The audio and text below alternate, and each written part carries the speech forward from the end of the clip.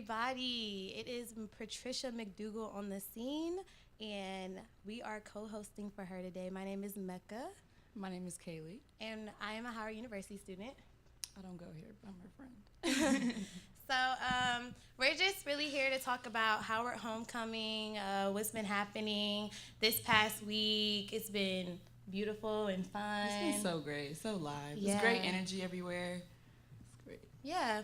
So I guess we'll do a little recap real quick.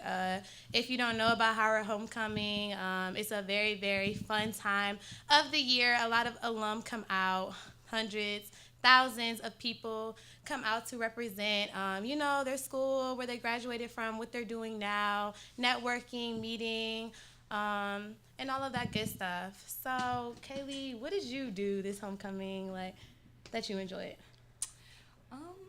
I enjoy everything, from the Yard Fest. There's a lot of positive energy in there. Honestly, even though everything was kind of crowded everywhere, it didn't bother me because I expected it to be like that. Yeah. We went to brunch at, is it called Capano's? I think it's Capano's. Yeah. That was the best brunch I ever had. No, yeah. Definitely, the DC scene is definitely amazing. Y'all spoiled me every trip. Yeah. And starting from the YouTube Fan Fest on Tuesday, which I worked. So basically, YouTube brought out all of these black stars, and they had this huge performance in Crampton Auditorium on our campus. It was super fun. There was meet and greets. Janae Aiko performed, which was the best. So jealous. The best ever. So oh my gosh.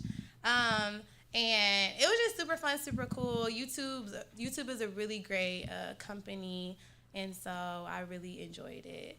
And then following that, on Wednesday, there was coronation. So the university was able to receive our royal court, our Mr. and Miss Howard University, and then all of the other schools.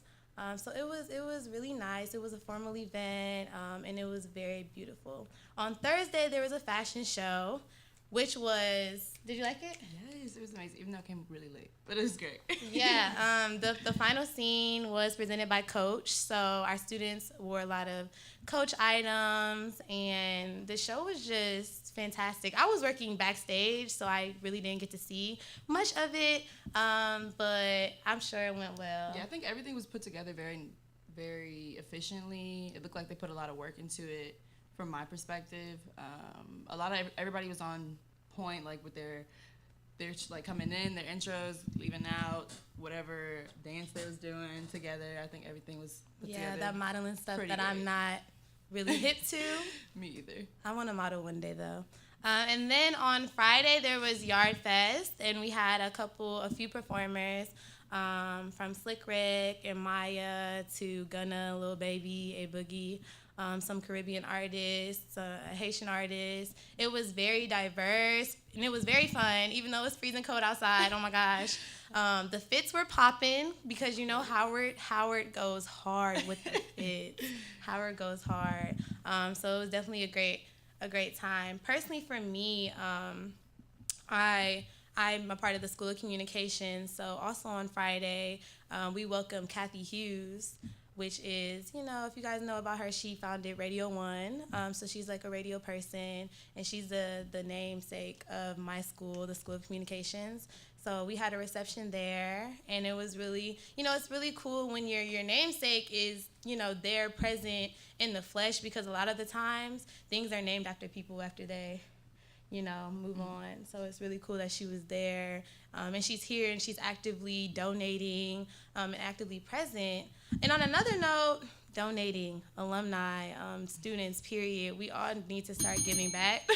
Ding, ding, ding. Give back. Please give back to your schools, your HBCU, your PWI, whatever you want to call it, your community college. I don't care. If something helped you get to where you want to go, where you need to go, you definitely want to give back so that the future can have opportunities as well. We always want people that come after us to be better than us.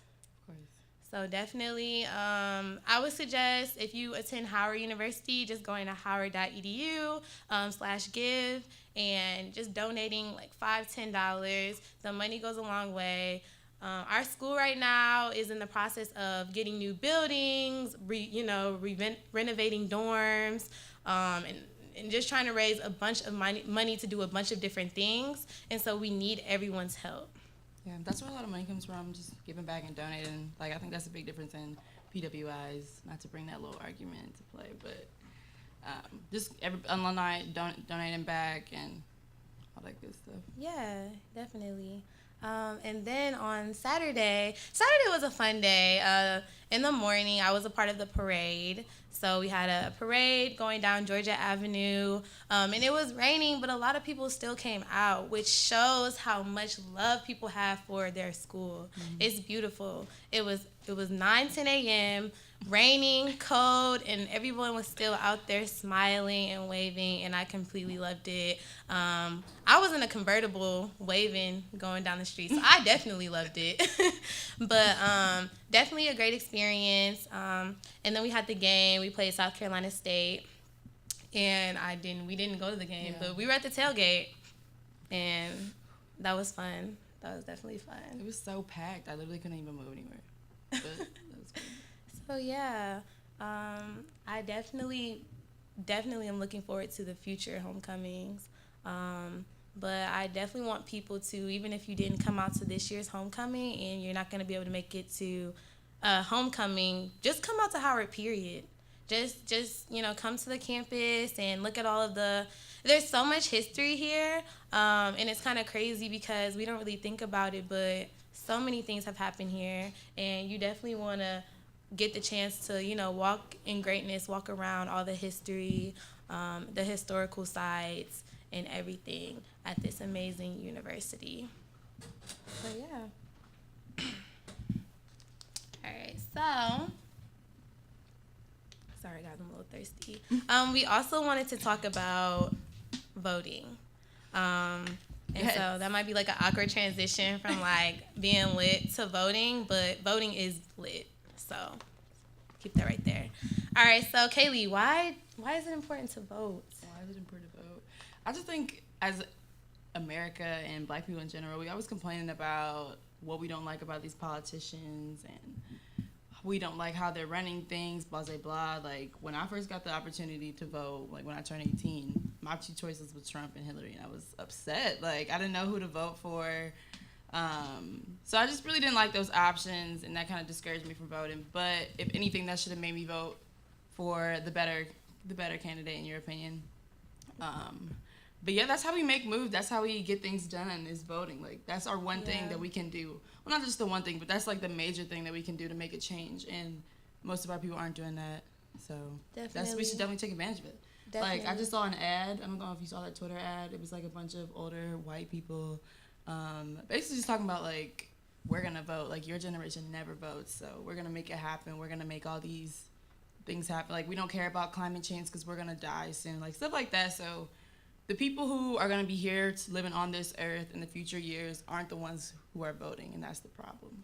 Yeah, I definitely agree. And just pausing because I want to respond to that, I just want to put it out there that a lot of states still have time to register to vote. Some states you can register to vote until November 6th. So please go online. What'd you say? I was like, but find out ASAP. Yeah, find out ASAP. Please go online, and if you're not registered to vote, like, I really charge you to please register, like, today. It's so vital that we get out here, especially as African Americans and especially as millennials. And I don't know, like Generation Z, like 2000 can vote. People born in 2000 can vote.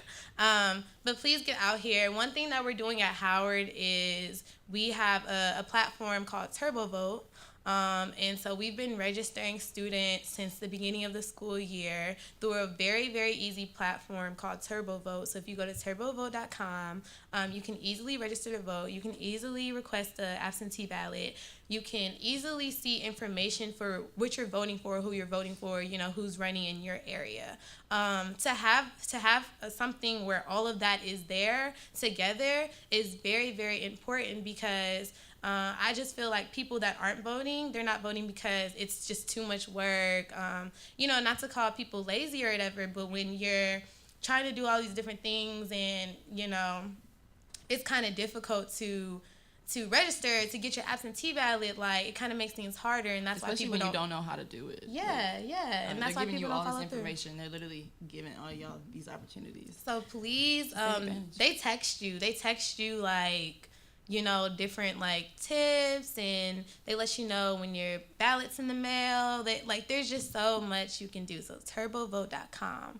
And it was really awesome. Last week in the School of Communications, we registered 100 students, partnered with the College of Dentistry, and registered over 100 students to vote. And this is like in the end of registration, so it's kind of crazy how, you would think that everybody is registered. They're not. We're not registered. So ask your friend, ask your neighbor, turn to your neighbor and ask them, no, seriously, are you registered to vote? Because it's important. Because we thought everything was a joke. Like, voting for Harambe. Like, yeah. But it's okay. It's all right. And so going back to, the importance of voting, I would just say right now, if you're a millennial, if you're anywhere from like 20 to 26 years old, your vote is the most important vote. Your vote is the most important vote. Most important. Exactly. Well, everybody's vote is, excuse me, everyone's vote is equally important, but millennials in this group, this demographic, we are the future leaders of America. We are the ones who are going to be living on this earth, if there is an earth. But yeah, it's like one thing to go out and protest. It's one thing to go out and retweet the injustices going on and how you just agree with everybody in the Supreme Court, blah blah blah. But that's literally the one thing that we can make some substantial and pivotal change. Yes, definitely. We have the power. We have it. All we got to do is put it into play. Yes. So definitely vote, please. So, since we already have been talking about millennials and about how voting is super important, I just want to go into, a conversation about millennials and where our society is now and what we need to do to make it what we want to make it in the future. So, where are we, as a group, are we successful, do you think, right now, as millennials? We're in the process of growing right now. We're in the process of finding ourselves and getting into our careers. Yes. But are we on the right track to run this world the way it should be ran? I think that's a hard question to answer because there's so many different aspects to look at that. As in... What is the right way? What is the right way? It is subjective, but I think, in my opinion, it's positive. From just seeing stuff on Twitter, for instance, I make a lot of references to Twitter because I feel like that's the news. That's literally the news. Yeah. No, that definitely is. That's our news. Just going from so, for example, the way we grew up and how our parents raised us and things we didn't like and things we do like. I just think that that's changing. For instance, we talk about hair. A lot of my friends didn't know how to deal with their hair, how to do their hair. Stuff like that, and that just comes from future, past generations not having the resources or the opportunities to focus on that and talk about it. But on Twitter, literally everybody's giving out advice. People know about their hair texture, their hair porosity, all of that. And I just think I wasn't talking about that when I was a kid. My mom doesn't even know about any of that stuff. So stuff like that is changing moving forward. What's another topic? Yeah. No, I just think that we need to. I was reading this piece, and I believe Booker T. Washington, when he came to D.C., he had just got done observing Hampton students. This is back in the day, so this is back in the day, when these schools, when HBCUs were new, and he said that Hampton students were very they worked for everything. They were putting themselves through school, working, when they got out of class, really having their priorities straight. And then when he came up here to D.C., he just kind of saw that students at Howard, like they were very smart, very intelligent, like the smartest, one of the most smartest groups that he's ever seen before, like in the classroom, putting in work, coming up with all these ideas. But we focus so much on our appearance, and that showed. We would go up on the hill and spend all of our money for the week. But it didn't matter because we came from families that could support us and could pay for things. So I just feel like, just from reading that piece and like paralleling this to this question, there's a disconnect between our priorities as millennials, as a demographic, and I feel like it's okay to, rock whatever, do whatever, be on the scene, show off and stuff. But you also have to put in that work and actually be genuine, so that work can truly pay off. Like I said, we shouldn't be flaunting like the most expensive jewelry and like clothes right now if we have rent to pay, if we have grad school to go to. You know what I mean? And so I just feel like that's the only disconnect that we have. But other than that, our work ethic and our passion is going to get all of us far. Yes. So I think the big thing with that is nothing ever like that bothered me as long as you had your things in order. Like everything was together. I don't know, like growing up, I had a lot of friends who could go out, kick it, they could do whatever they want. But at the end of the day, they would come back to school and they would get better grades than me on anything when I studied for hours, and that used to piss me off. Like they used to make excuse my language. But I just think as long as your stuff is like you have things in order or things are seemingly in order, but also like we're at this age where we don't have to have everything together. We're young. We're in our 20s. Like this is the time for us to mess up and get all this, like to learn, to taste the world, to just experience, because like this is the youngest I'm gonna get, so I'm gonna flex. So, but as long as my stuff is in order. But I see what you're saying. Like there becomes a fine line where you don't have all your things together and you're making poor choices. But I think if I'm gonna make poor choices, this is the time to make them, so I can figure it out before I get older. Definitely. Make poor choices, learn from them, grow from them. Yeah. Oops, I'm sorry. And so we're just going to take a quick break, and we'll be back to talk about some more stuff. Hey, Live.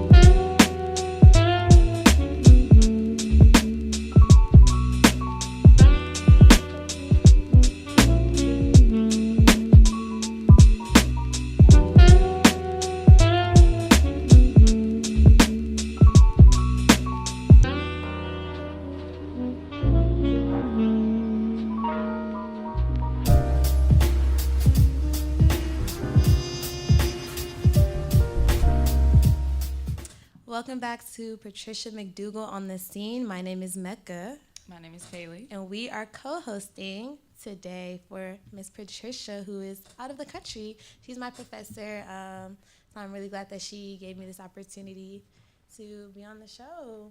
We're going to talk about some real talk, yeah.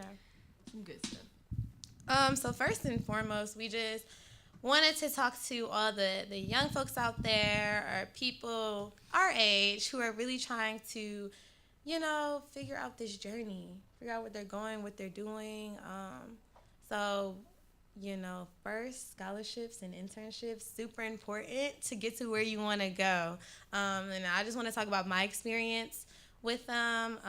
You can say anything you want to say, but yeah, so when I was applying to college, there was this lady who, her daughter went to school debt-free because they applied to, hundreds of scholarships that nobody applies to because nobody, people just don't take the time out to just apply to scholarships that they don't know about them. So one of my goals really right now in this period of my life is to make people aware of these internships, of these scholarships, because they'll end up giving it to somebody who, you could have had this and it should have been meant for you, but you didn't even take the time out to apply or to go out for it because of whatever reason. An excuse is an excuse regardless. So definitely please, y'all, just look at the Thurgood Marshall Fund. I know if you guys look at, just go on Twitter.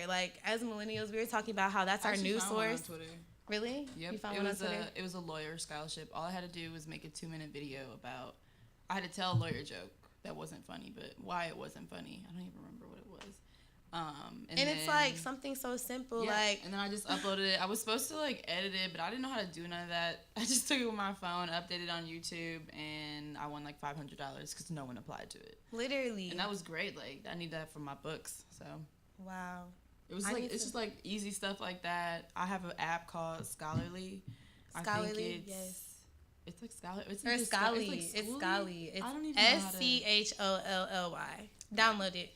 I think it's $2 a month. But basically, you can go in there, type in your major, all the qualifications that you have, your GPA, and then you press or just things that you're interested in, and it'll give you scholarships all the time, every day, of things that would apply to you or what you're interested in. They do study abroad scholarships. What? I'm trying to go to. All that stuff is out there. They're literally it's just giving you free money. You just have to take the time and actually do it and get that stuff. Because then where's the money gonna go? Nobody applies. I need to do better though with that. But transitioning into the internship part of the puzzle, sometimes it's hard to get internships if you only apply to one. So I would definitely. I know we're saying apply. So if you apply to one scholarship, that's taking a step forward. But please do way more than one. For me, for internships, I really just look up Google my major and just try to see what areas I want to be in. A lot of the times at your, if you guys are in school, different companies and stuff will come to the school, have networking sessions, information sessions. Literally, go. Get business cards and go. Because a lot of the time, you won't get an internship from sending an application and, never even meeting the people who are looking over the application. You get internships from being consistent, showing up, being present, consistently emailing. At the end of the day, if somebody applies with a 4.0, they've never seen them before, never heard of them, you have a 3.0 and you're, bothering them, not bothering them, but in a good way, they're gonna choose you. And I just know that my friends are always a little self-conscious about their resume, their GPA, their experience and stuff. But if it's meant for you, then it's gonna be for you regardless. Definitely. So you might as well just try. Definitely. And then just small talking with people. If you're interested in like for instance, I was in an Uber and I was talking about my major is bio with a minor in chem. I'm going to physical therapy school. So I was talking about Uber and I was telling her like what I wanted to do, and she was like, "Yeah, my husband blah blah blah is doing that too." So stuff like that, you can get your foot in the door. Just little conversations in life like that. Yes. And then also you can look for classes that give you internship opportunities. Like right now I'm in this class called Health Professions, and basically she sends us like 50 emails a day about internships. They're really annoying, but like I just send them to a folder. But those internships, she just sends them out to you. So if you can find a class that you have on campus, that'll give you those opportunities. Because she's literally like just giving me scholarships and internships to look at. Yes. Even if they don't apply to me, I'll like forward them to my friends who are in those majors. Yeah. But yeah, there's like a lot of stuff out there. It's just finding it. No, just literally. Finding it. And just as another testimony, I interned for a radio show, and I don't want to do radio. I want to be an entertainment lawyer. But it's still, like, I'm going to be a lawyer for the entertainment industry. That's in the entertainment industry. And the way I got that internship is I was at this conference, and there was this speaker, and like everybody was like, "Oh my gosh, this speaker's amazing, da da da." She spoke, whatever. And I just like went over there and started talking to her like, nobody's ever too big. You're never too small to start a conversation. And even looking at it, like God placed me and her there at that moment and put the confidence in me to go up and start a conversation. Mm-hmm. Because after 5 minutes of us talking, she told me she needed an intern for her show and she wanted me to do it. And it's like, you don't even know me. You only know me for 5 minutes. And now, like, that is my mentor, my love, and mentorship. That's amazing. Yeah, no, that is. Just like starting from a small conversation. You could be in the coffee shops. Like, literally. We got to learn how to network and just spark up little small talk conversations. Our generation never wants to small talk. Because anymore. We don't like to small talk. That's so understandable because I don't either. I don't either. I really don't. Want to talk. I have my headphones in. Don't talk to me. But it's still necessary because it you just never know. Life is really about who you know and who knows you. Like, so that's where we get to start in the small talk. Engaging in small conversations, those lead to bigger relationships. And that's why I say, just go get some business cards. And literally, like, I knew when I was making my business cards this summer, I don't have a job, like a position to put on there.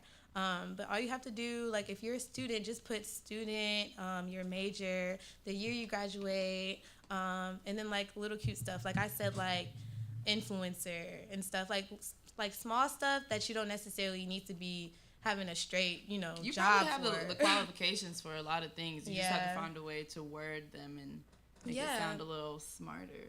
And so then while y'all are talking, if you have business cards and you don't like small talk, y'all can talk for 2 minutes, 1 minute, and you can just pass them that and move on with your day. 2 minutes can change your life. Yes.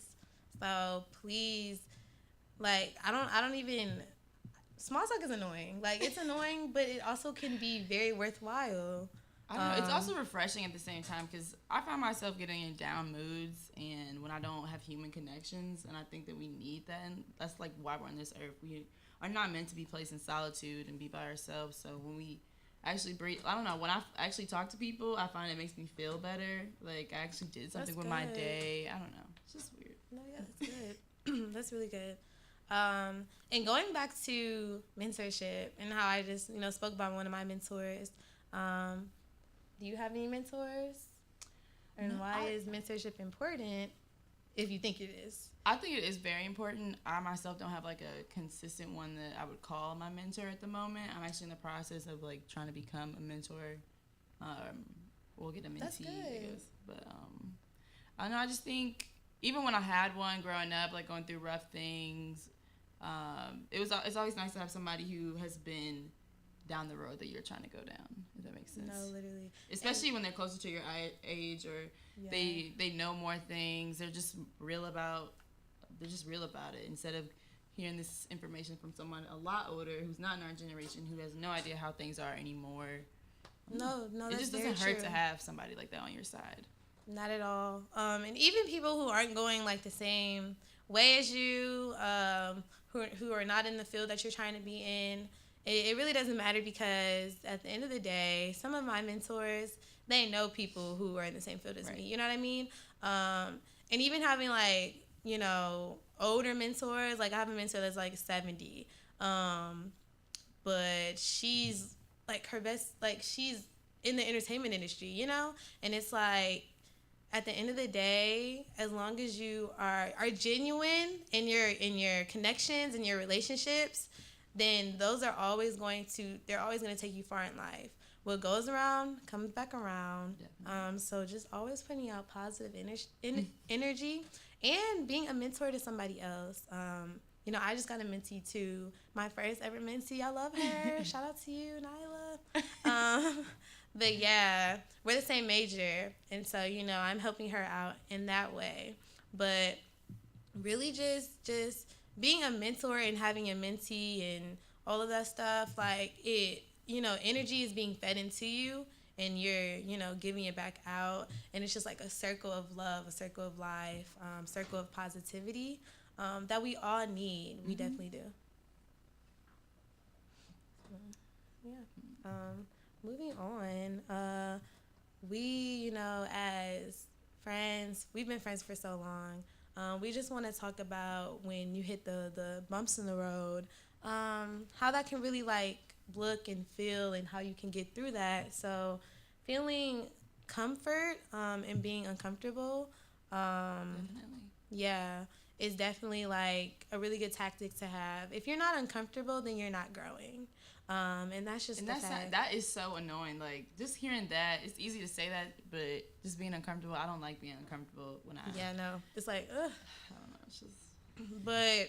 Growing up, like, since my mom always told me that I've always been the mean kid. I never really talked to anybody. I just stayed to myself. I had, like, the RBF phase.